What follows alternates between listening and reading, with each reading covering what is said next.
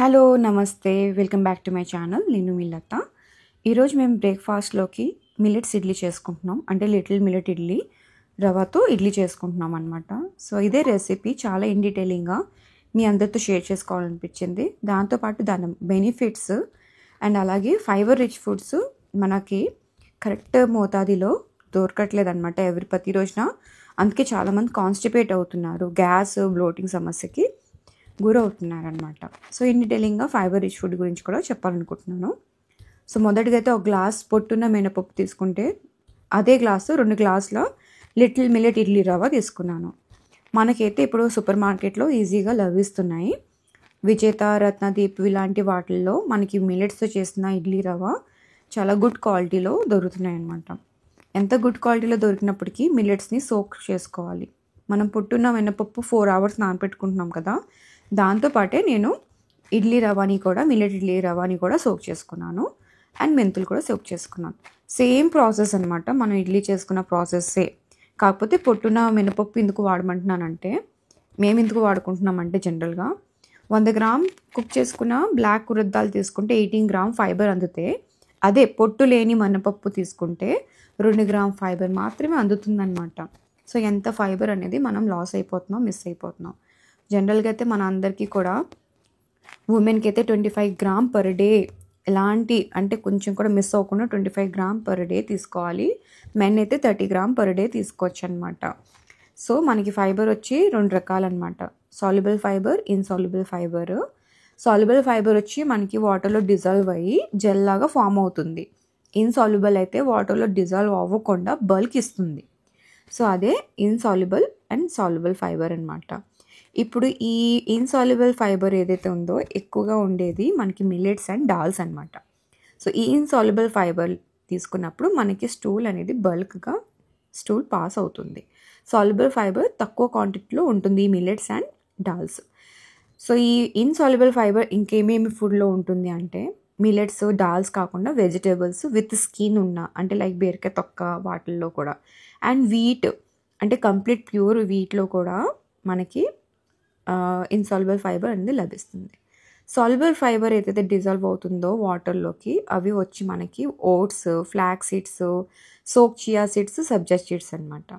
కొన్ని లెగ్యూమ్స్ కూడా, అంటే లైక్ మనకి లెగ్యూమ్స్ వచ్చి మనకి శనగపప్పు, ఇంకోటి ఇవి ఉంటాయి కదా కాబూలి చన్న, ఇవన్నీ.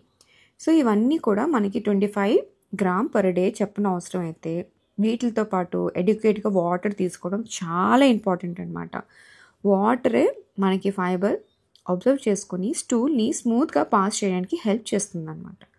సో ఫైబర్ ఇంకెందుకు అవసరం అంటే, మనకి స్మూత్గా స్టూల్ పాస్ అవ్వడానికి హెల్ప్ చేస్తుంది, కాన్స్టిపేషన్ని ప్రివెంట్ చేయడానికి హెల్ప్ చేస్తుంది, బ్లడ్ షుగర్ లెవెల్స్ని కంట్రోల్ చేస్తుంది అనమాట, కొలెస్ట్రాల్ కూడా తగ్గిస్తుంది.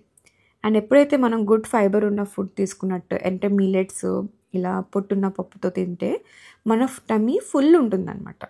అండ్ షుగర్ కూడా తొందరగా పాస్ చేయకుండా, తొందరగా స్పైక్ అవ్వకుండా, రిలీజ్ చేయకుండా స్లోగా రిలీజ్ చేస్తుంది. మనకి షుగర్ ఎప్పుడు స్లోగా రిలీజ్ చేస్తుందో మనకి ఊరూరికే క్రేవింగ్స్ అనేది రాదు, ఊరూరికి ఆకలి వేయదు, షుగర్స్ అనేది రాకుండా ఉంటుంది ఫర్దర్గా కూడా. సో అందుకని ఇవన్నీ రిచ్ ఫుడ్స్ తీసుకోవాలి. అలాగే నేను ఇక్కడ లిటిల్ మిల్లెట్ ఇడ్లీ రవ్వ తింటే ఎంత క్యాలరీ, ఎంత ప్రోటీన్, ఫైబర్ లభిస్తుంది, ఎంత వైటమిన్స్ అండ్ మినరల్స్ లభిస్తుంది అనేది కూడా నేను డిస్ప్లేలో పాస్ చేస్తున్నాను. So more important fibre rich food మనం తీసుకోవాలి, దాంతోపాటు వాటర్ కూడా తీసుకోవాలి. 25 గ్రామ్ పర్ డే ఫైబర్ తిన్నట్లయితే 2.5 లీటర్ నుంచి 3 లీటర్ వాటర్ అనేది కంపల్సరీ అనమాట. అప్పుడే మనకి కాన్స్టిపేషన్ ఉండకుండా స్మూత్గా స్టూల్ పాస్ అవుతుంది, గ్యాస్ ఫ్లోట్ రాకుండా ఉంటుంది. అండ్ అతిగా ఫైబర్ తీసుకున్న, ఎడ్యుకేట్గా వాటర్ తీసుకోకపోయినా కూడా మనకి గ్యాస్, బ్లోటింగ్, కాన్స్టిపేషన్ వచ్చే సమస్యలు ఉంటాయి అన్నమాట. అందుకని ఈ చియా సీడ్స్ని సోక్ ఫామ్లో తీసుకోమనటం అండ్ ఫ్లాక్ సీడ్స్ని కూడా పౌడర్ ఫామ్లో తీసుకోవడం అనేది చాలా ఇంపార్టెంట్. మిల్లెట్స్ అన్నిటినీ కూడా సోక్ ఫామ్ బాగా సోక్ చేసి ప్రాపర్గా కుక్ చేసుకుని తినడం చాలా ఇంపార్టెంట్. స్ప్రౌట్స్ కానీ డాల్స్ అన్నిటినీ కూడా బాగా సోక్ చేసి బాగా విజిల్ వచ్చి మెత్తగా కుక్ అయ్యే వరకు పప్పుని తినమంటారనమాట. ఇదండి ఫైబర్ స్టోరీ. నన్ను ఎక్కువగా అందరూ నా బ్రాస్ కుకింగ్ వేర్ గురించి అడుగుతున్నారు. ఎక్కడ తీసుకున్నానని చెప్పి. టు బీ ఫ్రాంక్లీ స్పీకింగ్ ఇవన్నీ కూడా చాలా చిన్న షాప్‌లో కొనుక్కున్నాను. ఆన్‌లైన్‌లో అస్సలు పర్చేస్ చేయలేదు. ఎందుకు అని చెప్తున్నాను అంటే ఆన్‌లైన్‌లో ఇదే కడాయి నేను హాఫ్ ఆఫ్ రేట్‌కి కొన్నాను. ఆన్‌లైన్‌లో ఇవన్నీ కూడా 2000 అబోవ్ ఉంది. 2000, 3000 అలా ఉంది. ఇది నేను ఒక 1500కి కొన్నాననమాట ఈ కడాయి అయితే. ఈ కడాయి కూడా అంతే నేను అదే ప్రైస్‌లో కొన్నాను. ఇవన్నీ కూడా నా స్టీల్ సామాన్లుంటాయి కదా! పాతయి చాలా ఓల్డ్ అయిపోయినియి స్టీల్ సామాను. మా అత్తయ్య గారి దగ్గర చాలా స్టీల్ సామాన్లుంటాయి. అవన్నీ ఇచ్చేసి ఈ కడాయి నాకొచ్చిందనమాట. ఈ కడాయి అండ్ ఇది కూడా వచ్చింది. సో, నేను చాలా చిన్న చిన్న షాప్‌లోనే నేను బ్రాస్ ఐటెమ్స్ కొంటున్నాను. ఆన్‌లైన్‌లో అస్సలు కొనట్లేదు. అండ్ మా అత్తగారు వాళ్ళ ఊరు అమలాపురం సైడ్ అనమాట. సో, అక్కడ స్టీల్ షాప్ చాలా చిన్న చిన్న స్టీల్ షాప్‌లో ఇవి ఒక్కొక్క ఐటెమ్స్ దొరుకుతాయి. ఎక్కువ ఐటెమ్స్ ఉండవు. సో, నేను వాళ్ళకి చెప్పాననమాట. నాకు కొన్ని ఐటెమ్స్ కావాలి తెప్పించండి అంటే తెప్పించారు. ఎలా తెప్పించారంటే మాకు అజ్రం దగ్గర 2 అవర్స్ అనమాట. అజ్రం చాలా ఫేమస్ అనమాట బ్రాస్ ఐటెమ్స్‌కి. అంటే అక్కడే మ్యానుఫ్యాక్చరింగ్ ఏరియా అనమాట. ఊరనమాట. అజ్రం అనేది చాలా ఫేమస్ అనమాట బ్రాస్ గురించి. సో, వాళ్ళు అజ్రం నుంచి ఎవరైనా ఎళ్తే తీసుకొచ్చి ఇస్తారనమాట. సో, అజ్రం నుంచి నేను కొన్ని ఐటెమ్స్ తెప్పించుకున్న ఐటెమ్స్ అయితే ఈ ఇడ్లీ పాత్ర. నాకు ఈ ఇడ్లీ పాత్ర హాఫ్ ఆఫ్ రేట్‌కొచ్చింది. సేమ్ ఇదే ఇడ్లీ పాత్ర నేను ఆన్‌లైన్‌లో చూసి నాకు ఈ మోడల్ కావాలని అడిగితే వాళ్ళు తెప్పించారు. ఆన్‌లైన్‌లో ఇది ఈజీగా 8000-10,000 ఉంది. నాకు హాఫ్ ఆఫ్ ద అమౌంట్ కి వచ్చింది. 4000 చేంజ్‌కొచ్చిందనమాట. సో, ఇంకోటి క్వెషన్ కూడా అడుగుతున్నారు. ఇది లోపల స్టీలా అని. స్టీల్ కాదు. ఇది బ్రాస్ మీద టిన్ కోటింగ్ కలాయి కూడా అంటారు. కలాయి వేశారంటారు. KALAI కలాయి వేశారని అంటారు. దాన్ని ఇంగ్లీష్‌లో టిన్ కోటింగ్ అంటారనమాట. ఈ టిన్ కోటింగ్ ఏయడానికి స్పెసిఫిక్ రీజన్ ఏంటంటే ఒరిజినల్ బ్రాస్ ఏదైతే ఉందో ఇది కంప్లీట్‌లీ ఒరిజినల్ బ్రాస్. ఈ ఒరిజినల్ బ్రాస్‌లో కొన్ని కుకింగ్స్ చేయకూడదు. టమాటా వండుకోకూడదు. లైక్ సాంబార్ ఐటెమ్స్, పులుసు ఐటెమ్స్, చింతపండు ఇవన్నీ కూడా వండుకున్నప్పుడు దాంట్లో కెమికల్ రియాక్ట్ అవుతుందనమాట. సో, అది మనకి హార్మ్‌ఫుల్ అనమాట. మనం ఆ ఫుడ్ గనుక దీంట్లో వండుకొని తిన్నట్లయితే అది మనకి హార్మ్‌ఫుల్ చేస్తుందని చెప్పి స్పెసిఫిక్‌గా టిన్ కోటింగ్ అనేది ఈ బ్రాస్ పైన వేస్తారనమాట. సో, ఇది కంప్లీట్‌లీ బ్రాస్ కడాయి మీద టిన్ కోటింగ్ ఏశారు. దీన్ని హీట్ చేసి పైన ఒక పౌడర్ ఉంటుంది. టిన్ పౌడర్. దాంతో వేస్తారనమాట. నేను ఎలా దీనికి టిన్ కోటింగ్ ఏస్తారనేది నేను డిస్క్రిప్షన్‌లో లింక్ ఇస్తున్నాను. సో, మీరందరూ కూడా ఒక ఐడియా కోసం చూడొచ్చు. అందుకని చెప్పి. సో, ఈ బ్రాస్ అన్నీ కూడా చాలా హెవీగా ఉంటుంది. చాలా వెయిట్ ఉంటుందనమాట.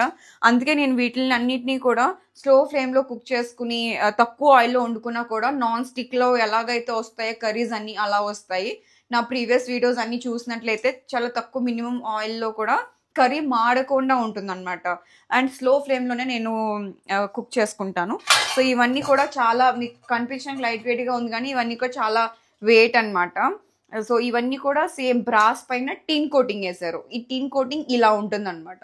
సో, మీకు వీడియోలో చూస్తే స్టీల్‌లా కనిపిస్తది. బట్ ఇదంతా కూడా బ్రాస్. ఈ స్టాండ్ కూడా సేమ్ బ్రాసే. ఇదే కనుక దీనికి టిన్ కోటింగ్ వేయలేదు అంతే తప్ప.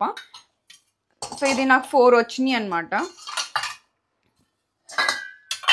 సో, ఈ బ్రాస్ కుకింగ్ ఐటెమ్స్ కూడా ఏంటంటే ఇప్పుడు జనరల్‌గా ఇప్పుడు నేను బ్రాస్ కూడా ఎందుకు ప్రిఫర్ చేస్తున్నానంటే వండుకోవడానికైతే ఫస్ట్ థింగ్ చాలా బావుంటుంది. కర్రీస్ కూడా చాలా సాఫ్ట్‌గా కుక్ అవుతుందనమాట మాడకుండా. అండ్ రెండోది చాలా సేఫ్ టు ఈట్ అనమాట. ఇంట్లో వండుకొని తింటే. అండ్ ఫ్యూచర్‌లో కూడా అవి గనుక నాకింకా బోర్ అయిపోయిందనిపిస్తే గనక నేను జనరల్‌గా బ్రాస్ షాప్‌కెళ్ళి ఈ ఐటెమ్ ఇచ్చేసి వేరే ఐటెమ్ కొనుక్కోవచ్చనమాట. ఇన్‌కేస్ నేను వండి బోర్ అయిపోయి నాకు ఇంకా కొత్త మోడల్‌కి కావాలి షిఫ్ట్ అవ్వాలంటే గనక ఇవి తీసుకెళ్ళి ఇచ్చేస్తే వాళ్ళు మళ్ళీ ఇంకో కొత్త ఐటెమ్ కూడా ఇస్తారనమాట బ్రాస్ షాప్‌లోకి వెళ్ళి ఇస్తే గనక. సో, అది కూడా ప్లస్ పాయింట్ ఉంది కదా అని చెప్పి నేను ఎక్కువగా బ్రాస్‌కి ప్రిఫర్ చేస్తున్నాను. సో, ఇవన్నీ కూడా నాకు ఈ సో అండ్ సో రేట్ మీద వచ్చింది. నన్ను జనరల్‌గా అందరూ అడిగే క్వెషన్ కాబట్టి నేను మీ అందరికీ హోప్‌ఫుల్‌గా నేను ఆన్సర్ ఇచ్చానని అనుకుంటున్నాను.